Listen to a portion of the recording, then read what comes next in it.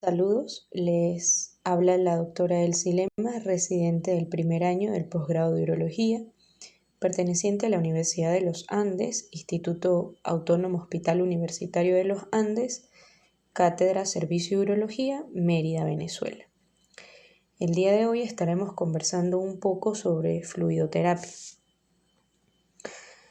La fluidoterapia intravenosa constituye una de las medidas terapéuticas más importantes y frecuentemente utilizadas en la práctica médica. Su objetivo primordial consiste en la corrección del equilibrio hidroelectrolítico alterado. Su utilización constituye un arsenal terapéutico de vital importancia, sin embargo, no siempre es valorado, a pesar de que este tratamiento requiere de conocimientos precisos que permiten adoptar las medidas oportunas para cada circunstancia, eligiendo de forma correcta el tipo de solución y el ritmo de administración.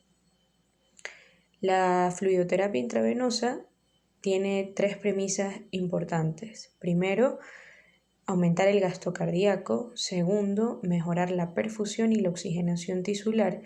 Y tercero, garantizar el adecuado funcionamiento de los órganos.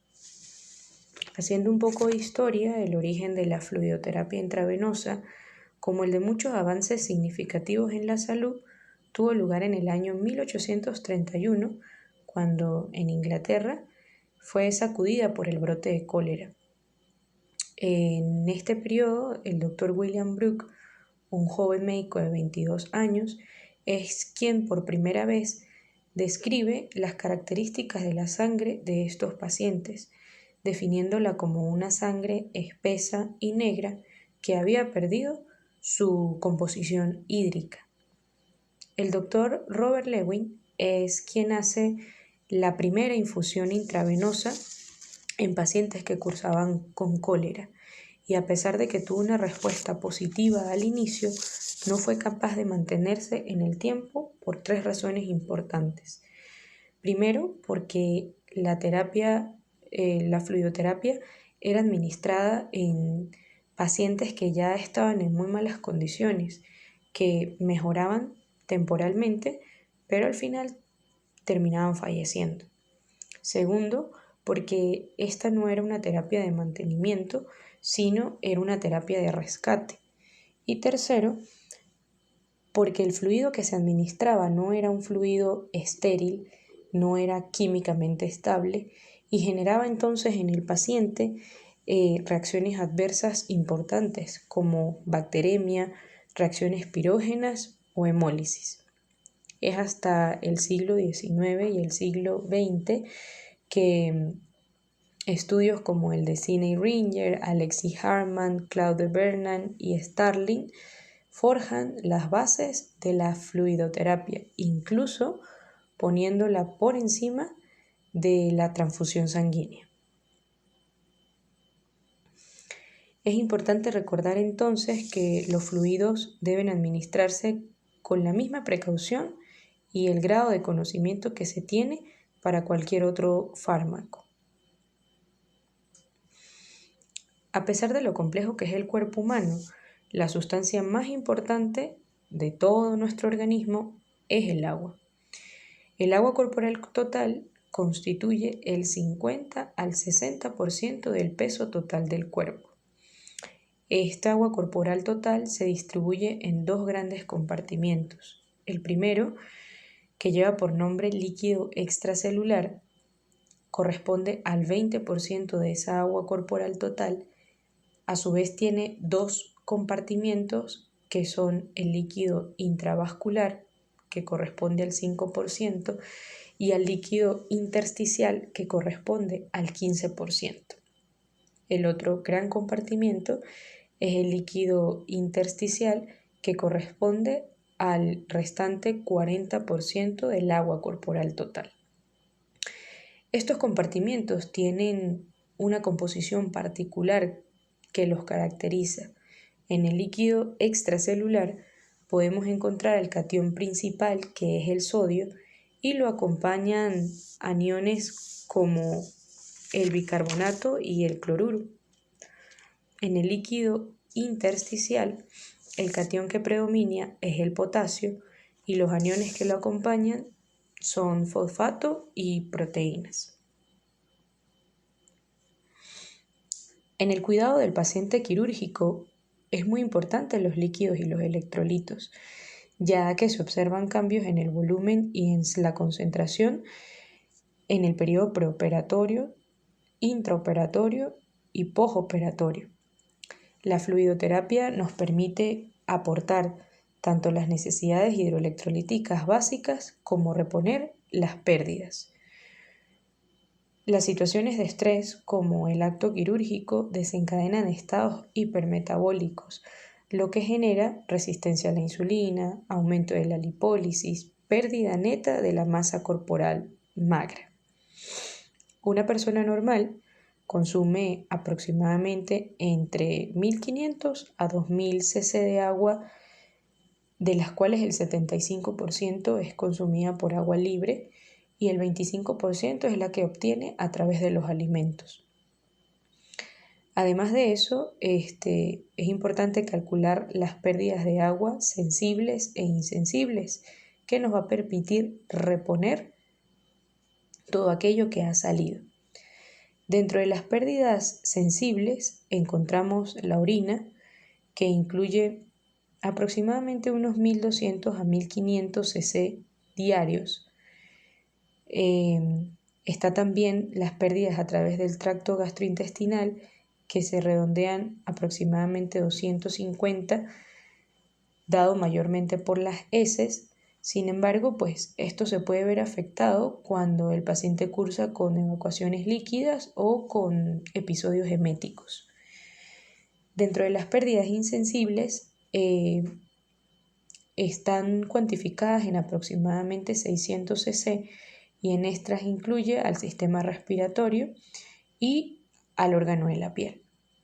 Igual cuando el paciente se encuentra en condiciones de hiperventilación o fiebre, esta cantidad de pérdidas insensibles aumenta. Cuando existe un trastorno entre los líquidos y los electrolitos es cuando entonces hablamos del desequilibrio y vamos a poder dividirlo en tres. Primero, el trastorno en el volumen. Segundo, trastornos en la concentración. Y tercero, trastornos en la composición. La alteración más común de los líquidos en pacientes quirúrgicos es el déficit de volumen extracelular. Este se puede presentar con las siguientes manifestaciones: disminución de la turgencia de la piel, paciente que se va a encontrar taquicárdico, hipotenso, oligúrico, con concentración de azoados, con ilio, entre otros signos y síntomas. Los cambios en el volumen son advertidos o son precisados por los osmorreceptores y los varoreceptores, quienes toman protagonismo en esta alteración. Los osmorreceptores son sensores especializados que detectan variaciones pequeñas en la osmolaridad del plasma y a su vez pues generan respuestas para intentar mediar ese desequilibrio. Por ejemplo, cuando aumenta la osmolaridad, estimulan la sed, se incrementa el consumo de agua. Otra forma también es favorecer la secreción de vasopresina, que va a generar o aumentar la reabsorción de agua a través de los riñones, y esto en conjunto va a intentar normalizar la osmolaridad.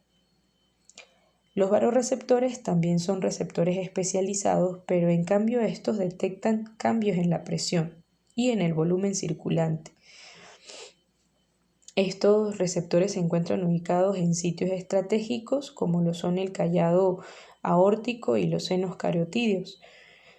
Las respuestas de los varoreceptores son de tipos neurales o de tipo hormonales, como por ejemplo la activación del sistema renina-angiotensina-aldosterona, el péptido auricular natriurético, entre otros.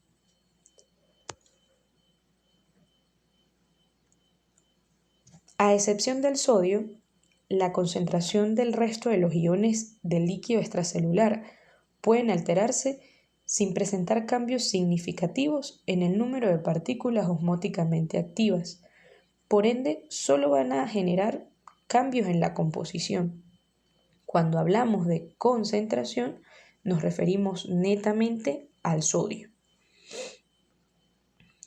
La hiponatremia corresponde a una concentración de sodio menor a 135 miliequivalentes por litro.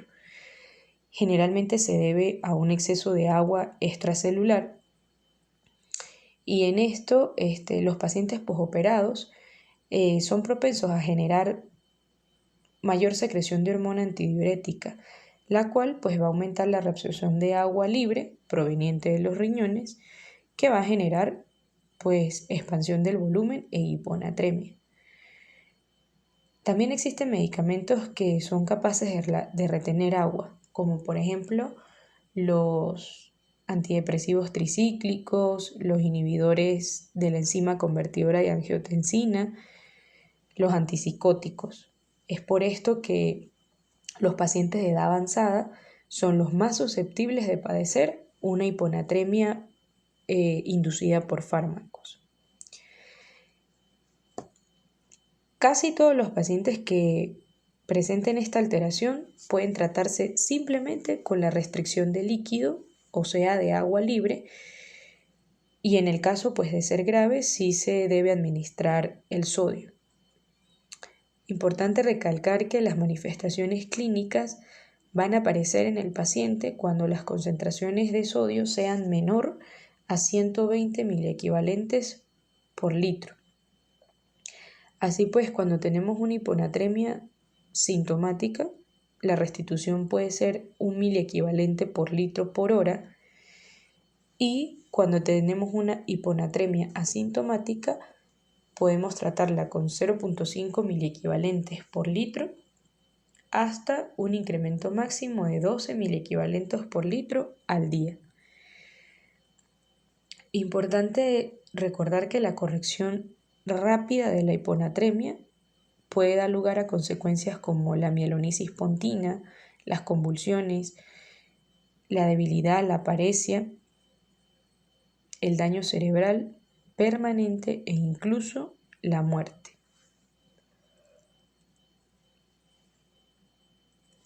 En cuanto a la hipernatremia, se refiere a la concentración mayor a 145 miliequivalentes por litro. Algunas de las manifestaciones clínicas van a ser oliguria, fiebre, paciente taquicárdico, con mucosas secas, irritable, con convulsiones, delirio, debilidad, entre otras. Generalmente se relaciona a una pérdida de agua libre o por el aumento del consumo de sodio. Este tipo de este tipo de exceso se va a corregir calculando el déficit de agua con la fórmula que mostramos en la diapositiva.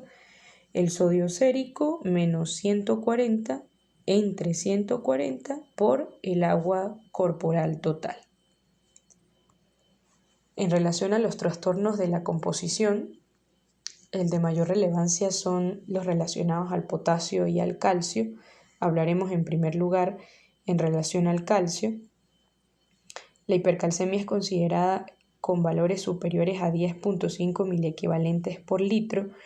Sin embargo, la tratamos cuando excede los 12 miligramos en 100 ml. Generalmente la hipercalcemia puede presentarse con síntomas como debilidad, dolor musculoesquelético, disfunción renal, vómitos, dolor abdominal, hipertensión, arritmias cardíacas o intoxicación por digitálicos.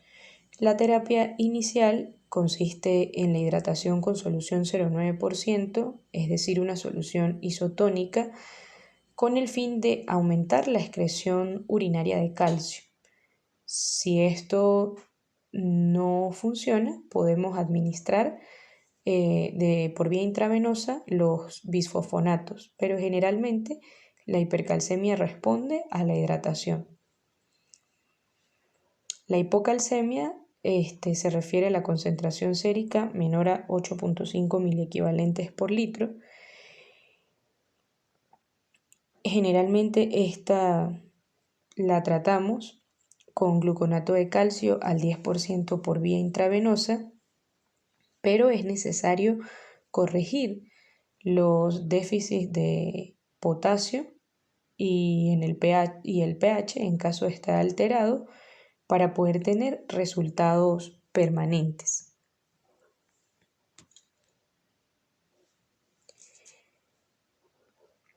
El potasio se excreta sobre todo por la orina. Los límites del potasio extracelular son bastante estrechos. Esta cantidad pequeña es decisiva para las funciones cardíacas y neuromusculares. Por ende, los cambios, por muy pequeños que sean, van a tener efectos en la actividad cardíaca sobre todo. Diversos factores como el estrés quirúrgico, las lesiones, los estados hipercatabólicos, influyen en la distribución intracelular y extracelular del potasio, ya que el 98% del potasio se encuentra en el compartimento intracelular. La mínima salida del potasio hacia el compartimento extracelular va a generar repercusiones. La hiperpotasemia se refiere a una concentración mayor a 5.5 miliequivalentes por litros. Dentro de esto vamos a encontrar síntomas como vómitos, cólicos intestinales, diarrea, debilidad, parálisis ascendente, incluso insuficiencia respiratoria, manifestaciones cardiovasculares que van a dar cambios en el electrocardiograma, arritmias e incluso paros cardíacos. El objetivo del tratamiento entonces es reducir el potasio del cuerpo, llevar el potasio del compartimiento extracelular al intracelular, que es en donde pertenece, y proteger a la célula contra los efectos del incremento de potasio. En todos los pacientes entonces va a ser necesario suspender el suplemento exógeno de potasio, incluso las soluciones que contengan potasio. Una de las medidas que podemos tomar, sin embargo son medidas convencionales, es los intercambiadores potasio-glucosa o intercambiador potasio-sodio. Sin embargo, esta terapéutica dura alrededor de 1 a 4 horas. Cuando esto fracasa, generalmente los pacientes ameritan o se debe considerar la diálisis. En relación a la hipopotasemia, se refiere a una concentración menor a 3.5 miliequivalentes por litro. En esta también vamos a tener manifestaciones de tipo gastrointestinal y de hecho la mayor causa de hipopotasemia es por excreción renal excesiva, por consumo inadecuado y por pérdida de potasio a través de secreciones patológicas del tubo digestivo, como en el caso de las diarreas, de los vómitos, de la fístula, de los gastos a través de sonda nasogástrica. El tratamiento de la hipopotasemia consiste en restituir el potasio y el ritmo lo va a determinar en relación a si es sintomática o no. Cuando es asintomática y tolera nutrición parenteral, se puede administrar 40 miliequivalentes en una dosis. Si el paciente es asintomático y no tolera la nutrición parenteral, se puede administrar 20 miliequivalentes intravenosos cada 2 horas por 2 dosis. Y si es sintomático, se debe colocar KCL 20 miliequivalentes intravenosos cada hora por 4 dosis y revalorar la concentración de potasio 2 horas después de terminar la infusión. Las soluciones intravenosas se clasifican comparando su tonicidad en relación al plasma. Aquellas que se aproximen a la osmolaridad normal van a ser consideradas isotónicas. Aquellas que se estén por encima de 290 van a ser consideradas hipertónicas y las que estén por debajo de 240 son consideradas hipotónicas. Los fluidos se clasifican entonces en dos grandes grupos: las soluciones cristaloides y las soluciones coloides. Las soluciones cristaloides son soluciones a base de agua y de sales de pequeñas partículas de bajo peso molecular, por debajo de 30.000 Dalton. Por su bajo costo y escasos efectos adversos, son quienes han logrado mantenerse como el fluido de elección. Las soluciones coloides, por otro lado, se basan en el principio de la presión coloidosmótica del plasma. Generalmente se usan para el mantenimiento del líquido intravascular. En vista de que tienen un peso molecular alto, ellos no traspasan la barrera o no pasan al espacio intersticial y por ende van a aumentar el volumen del líquido intravascular. Las soluciones cristaloides pueden dividirse en soluciones hipotónicas, en donde encontramos la solución 0,45 o la solución glucosada al 5%, las soluciones isotónicas, donde encontramos la solución 0,9 y el Ringer lactato, las soluciones hipertónicas, en donde encontramos la solución salina al 7,5% o la glucosada al 10, 20 y 40%.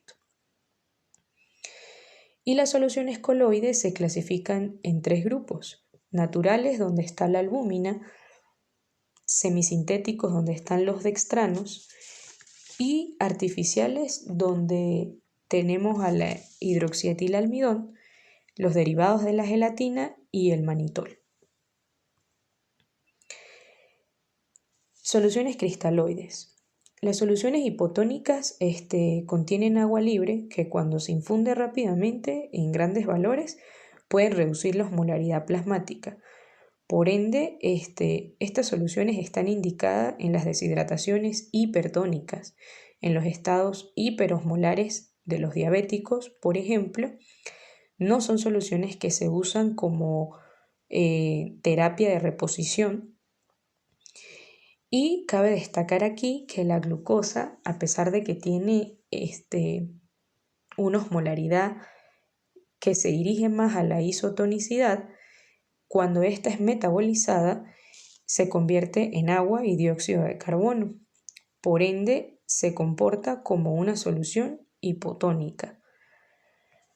Dentro de las soluciones isotónicas encontramos la solución 0,9 y el Ringer lactato, que estas sí se usan para la restauración del volumen extracelular y el déficit de cloro o de sodio. Estas son soluciones aptas para la restitución del volumen. Dentro de las soluciones hipertónicas encontramos a las soluciones salinas al 1,8, 3, 7,5% y a las glucosadas 10, 20, 30 y 50%. Generalmente esto se usa para expansión del volumen plasmático, la corrección de la hiponatremia hiposmolar y para la hipertensión intracraneal.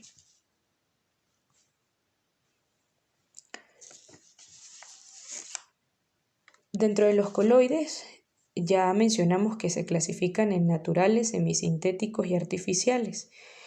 La albúmina humana es obtenida de donantes humanos, es cara y poco disponible, y en vista de que no ha referido un beneficio clínico por encima de los cristaloides, no es muy usada. Incluso pues es considerada como una solución que aumenta la mortalidad. La albúmina genera el 80% de la presión oncótica normal. Su vida media es de aproximadamente 16 horas y usa un transportador llamado albodina para poder ser transportado del líquido intravascular al extracelular. Es la principal proteína de unión a sustancias endógenas y exógenas y disminuye la agregación plaquetaria. Se cree que incluso puede bloquear las fugas presentes en la membrana capilar, sin embargo, esto no se ha comprobado del todo.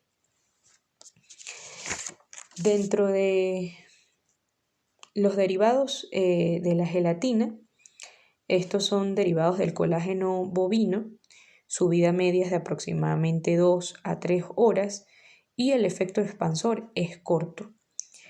En las primeras horas, el 60% de este coloide ya ha sido eliminado y presenta mayores reacciones adversas. El hidroxietilalmidón es un derivado de las glicoproteínas que han sido modificadas mediante la adición de grupos hidroxietilo, evitando la degradación por parte de la amilasa endógena. Su peso molecular es bastante elevado, de aproximadamente 130.000 kilodalton, tiene un gran efecto expansor, disminuye también la agregación plaquetaria, prolonga el TPT y aumenta la protrombina. Por ende, en algunas oportunidades fue utilizado como antitrombótico. El dextrano son el resultado de la hidroxilación de polisacáridos, dando como resultado al dextran 40 y el dextran 70. Estos son considerados también grandes expansores de volumen y también fueron usados como prevención de las enfermedades tromboembólicas, ya que disminuyen la agregación plaquetaria, inducen la fibrinolisis, disminuyen el fibrinógeno, pero también desarrollan insuficiencia renal.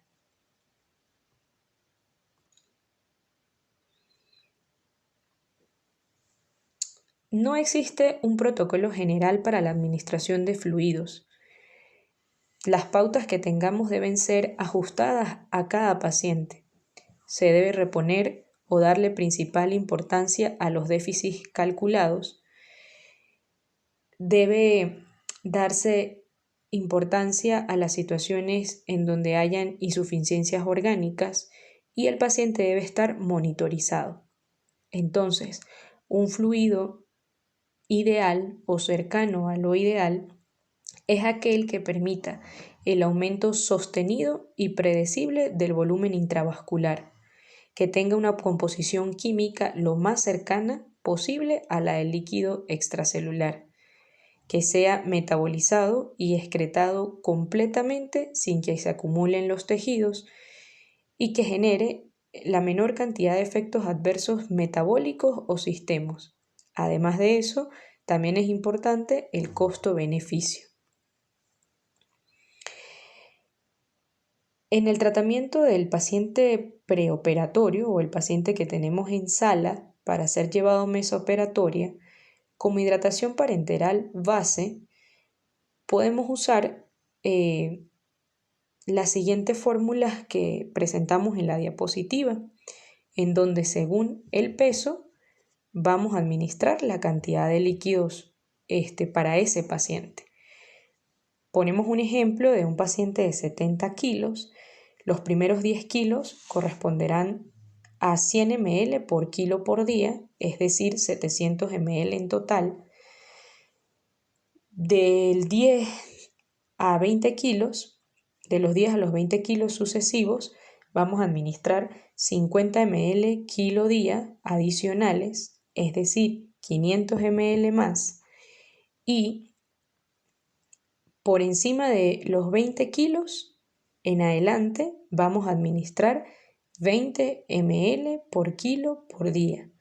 Es decir, que en un paciente, por ejemplo, de 70 kilos, nos corresponde administrar una hidratación parenteral de 2.200 ml en 24 horas. Cuando el paciente lo tenemos ya en mesa operatoria, se estima que deben administrarse aproximadamente 500 a 1.000 ml de soluciones isotónicas por cada hora de acto operatorio.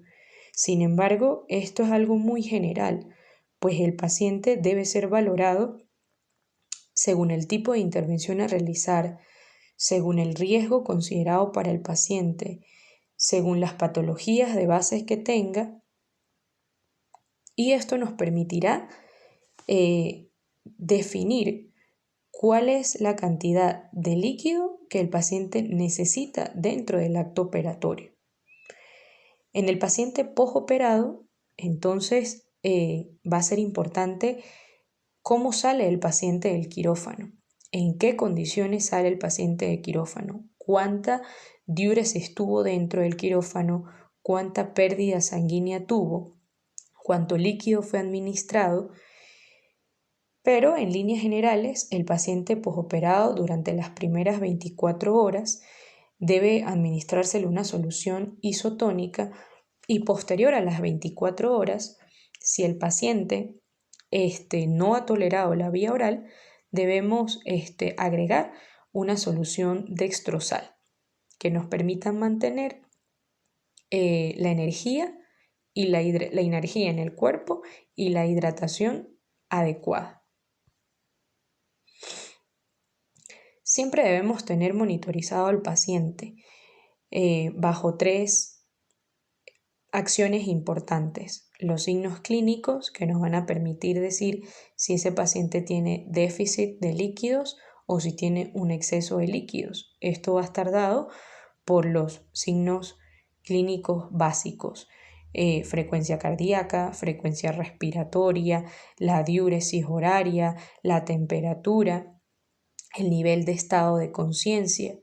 También tenemos los laboratorios que nos van a permitir corroborar el estado del paciente o eso que nosotros vemos a través de los signos clínicos, solicitando, por ejemplo, concentración plasmática de glucosa, urea, creatinina, electrolitos básicos como sodio, potasio y cloro, una gasometría arterial e incluso la osmolaridad plasmática. Y también pues hay monitorizaciones más invasivas como la presión venosa central, los gastos cardíacos o el aporte de oxígeno. Les dejo aunado la bibliografía que fue usada para realizar este pequeño seminario. Muchas gracias.